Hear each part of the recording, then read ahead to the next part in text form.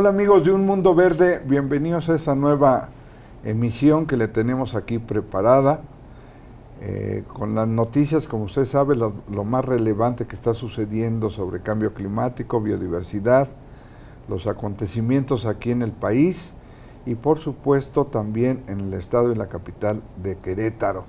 Así es de que quédese para que quede usted informado de lo más relevante en estos temas. Vamos a arrancar con las noticias. Bienvenida, América. Gracias, Alejandro. Pues vamos a comenzar con las noticias en relación al cambio climático. En la OMS, en la Organización Mundial de la Salud, ya consideran al cambio climático como una emergencia sanitaria. Como por parte de la ONU, los estados deben presentar ante la ONU, de cara a la cumbre COP30 en Brasil, sus nuevos compromisos frente al problema del calentamiento del planeta, pero apenas el 10% lo ha hecho. La conferencia de Bonn del clima, que comienza este lunes, debatirá aspectos claves para facilitar acuerdos. Sí, fíjate que como que siento que ya le están cayendo, como dirían, el 20. El 20, ¿verdad?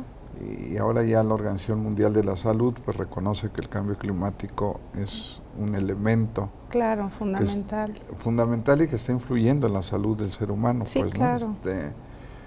Entonces, pues no es que demos noticias catastrofistas, pero el cambio climático es un fenómeno no solamente global, sino de multidimensiones que afecta, incluyendo a la misma salud, no solamente al medio ambiente, pues, ¿no? Y bueno, quién sabe qué vendrá en la COP30 en Brasil. El tema central, como sucedió en la de biodiversidad en la COP, pues es el financiamiento. Claro, a final de cuentas. A lo mejor hay disposición, pero no hay los recursos suficientes para poder enfrentar este reto ambiental del cambio climático. Entonces, pues no sé qué tantos acuerdos se puedan tomar, o sea... Pues ojalá que lo vieran los países, porque definitivamente parte de este cambio climático conlleva también a enfermedades, ¿no? A enfermedades que no son tan comunes o que suelen salir, estoy hablando por ejemplo de la pandemia o de cosas endémicas que suceden actualmente a las personas. Entonces es importante que los países quieran invertir en esto. Por otro lado, aquí en las coordenadas nacionales, allá en Nuevo León, están preparando una iniciativa para llevar a cabo la reforma de la ley de cambio climático en el estado. Yo creo que ya es atrasadona y se requiere hoy ir incorporando nuevos paradigmas, nuevas visiones, acciones, medidas, marcos regulatorios de vacíos que van quedando y después nos damos cuenta en el contexto actual. Entonces, en buena hora que vayan a reformar la ley de cambio climático allí en Nuevo León. Bueno, ¿no? Sobre todo por las sequías, ¿no? Que no hay, por ejemplo, en esta época tanta lluvia y efectos que suceden en relación al cambio climático. Y bueno, hablando de noticias nacionales, en Ensenada, Baja California, en el operativo conjunto Profepa y CEMAR aseguran 2.433 kilos de aletas de tiburón que pretendían llevar a Shanghái. El cargamento ilegal fue detectado por la Marina en Ensenada. Algunas de las especies identificadas están en el apéndice 3 de las CITES. Sí, que es la Convención Internacional del Tráfico de Especies, o sea, para mover ya sea partes o también animales vivos, se requiere de una autorización de la autoridad CITES del país donde van a llegar. Y no lo tenían, pues, y está listado, entonces pues es un tráfico ilegal de partes que están haciendo. Y por algo lo ven, porque en México abundan, hay infinidad de especies, ¿no? Que existen todavía. Y por eso voltean a ver a este país. Y bueno, hablando de noticias locales. Antes de eso, en materia de biodiversidad, acá en México se habló de restaurar ecosistemas para evitar la extinción de las especies, ya que en México vive alrededor del 70% de las especies conocidas del planeta. Sin embargo, es una riqueza que se encuentra en riesgo, según la opinión de expertos de la UNAM, por la depredación de los ecosistemas y la sobreexplotación.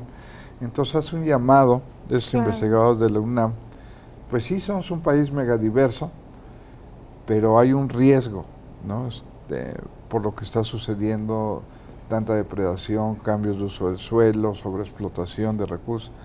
Esto está poniendo en juego la biodiversidad. Claro, aquí en México lo que se llamaba antes el cuerno de la abundancia en este país puede ser que ya no lo sea, ¿no? Dentro de poco.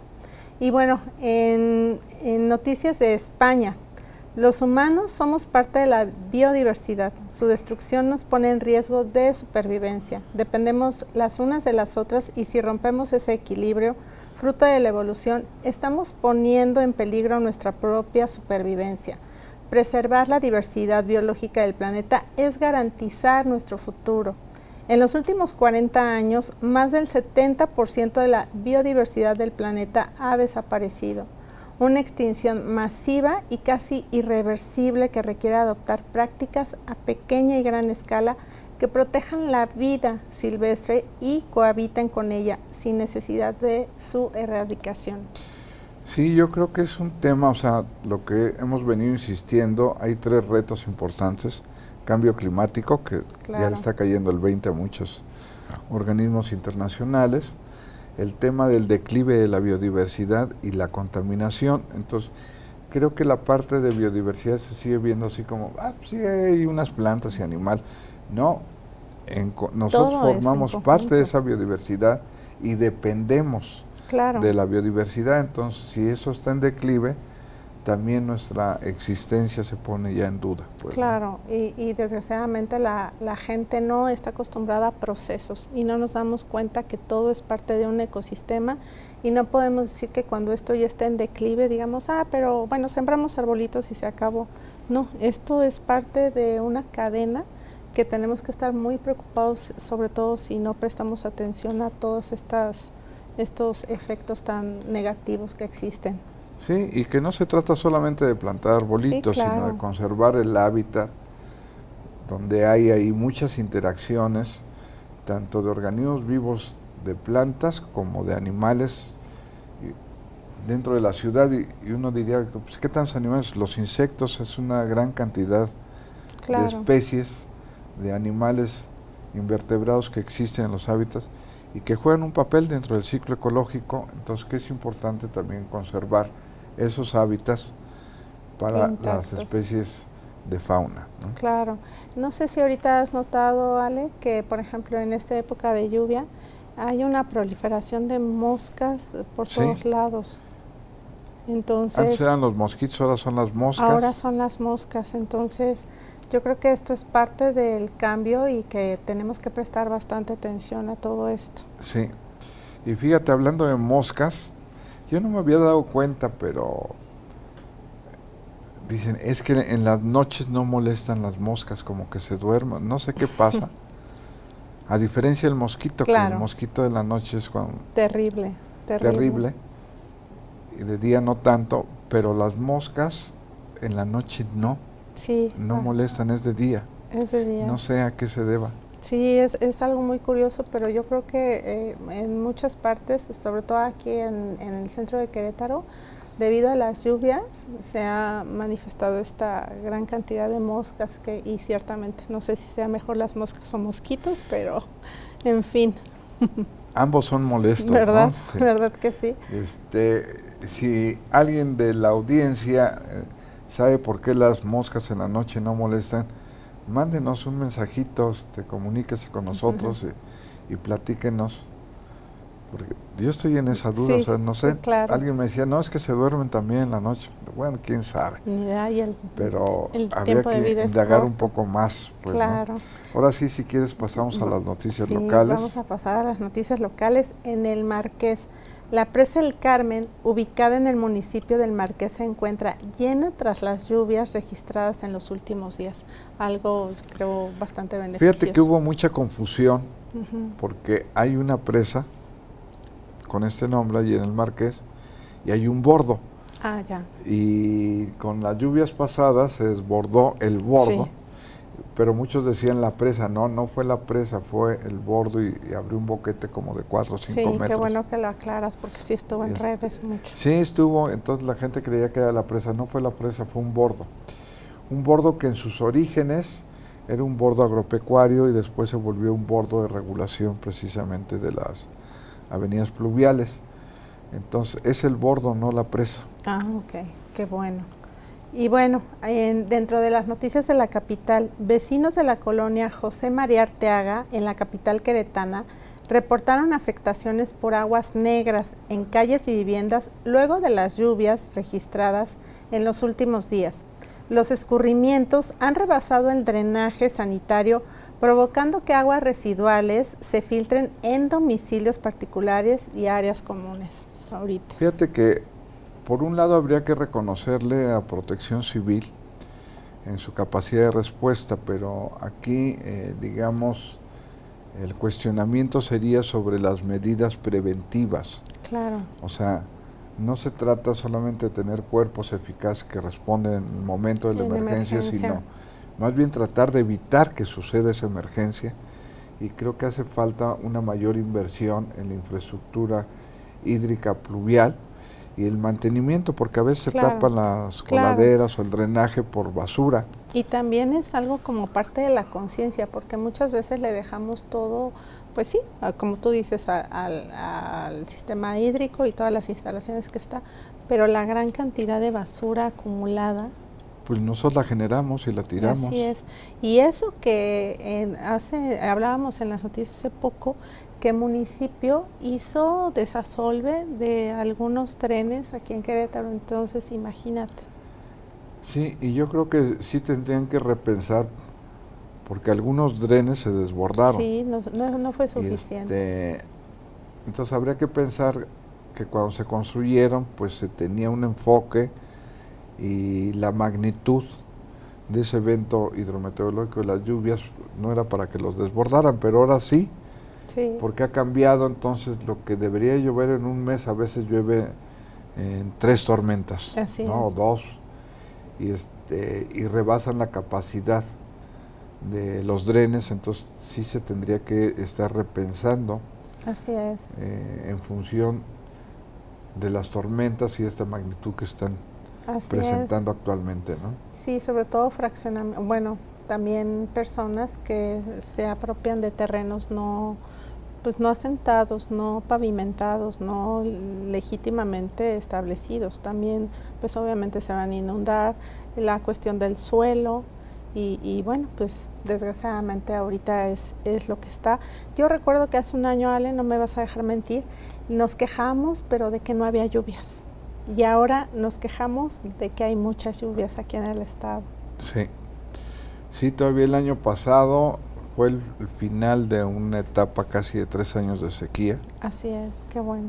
Y ahora ya no estamos, los últimos informes de la Conagua, o sea, sí hay una sequía moderada, pero las lluvias están contribuyendo a apaciguarla, pero tenemos esos impactos de las lluvias en determinadas zonas, como tú dices, por el declive, la falta de limpieza en los drenes, su capacidad, las coladeras, en fin, hay varios problemas que hay que resolver porque esto va a ser recurrente. Sí, el año pasado había excesos, había sequía. Yo recuerdo que se rumoraba, o no sé si fue cierto, de que hasta estaban helicópteros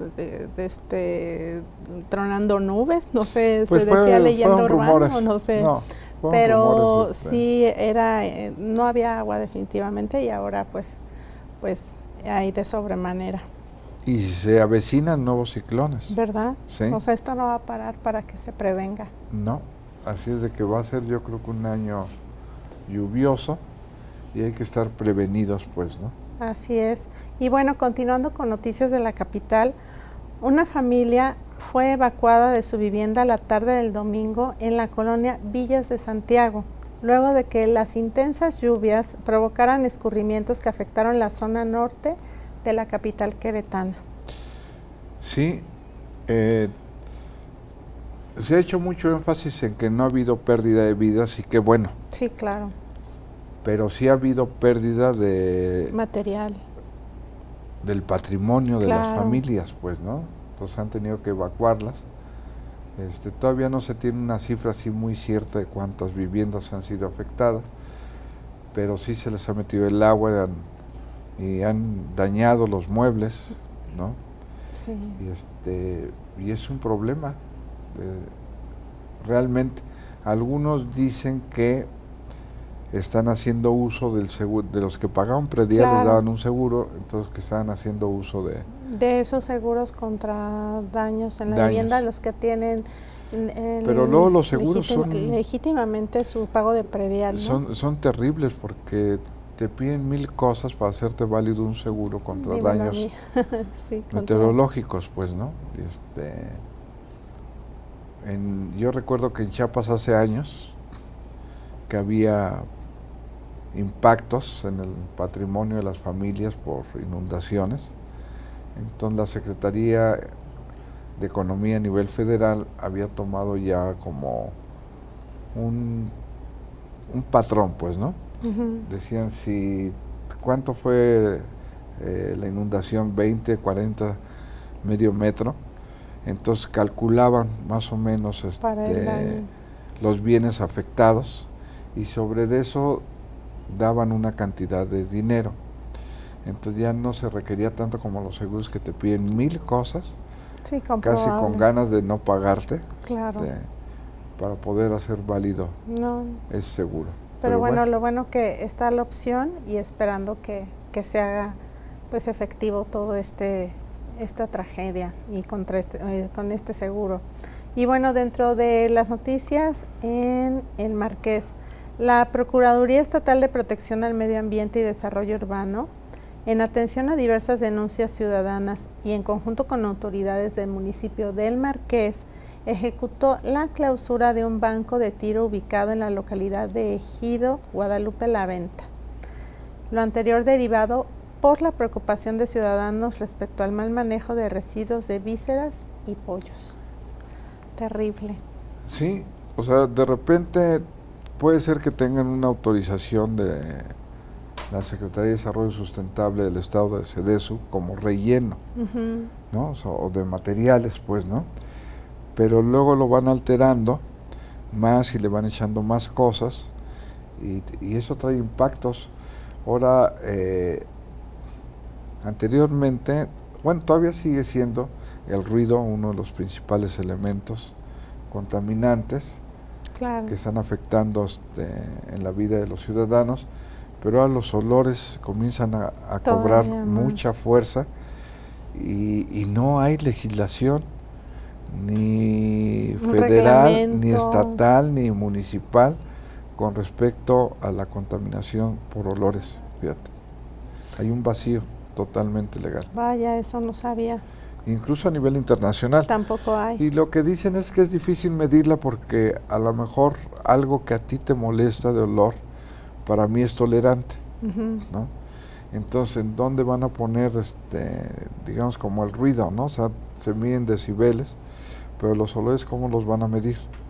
Entonces, son de los obstáculos técnicos que se argumentan porque no se han elaborado marcos jurídicos regulatorios de la contaminación por olores. Uh-huh. Entonces, lo que existen son normas de ISO, uh-huh, ¿no? Que dan algunos criterios, pero no es algo obligatorio para medible, pues, los estados-nación, pues, ¿no?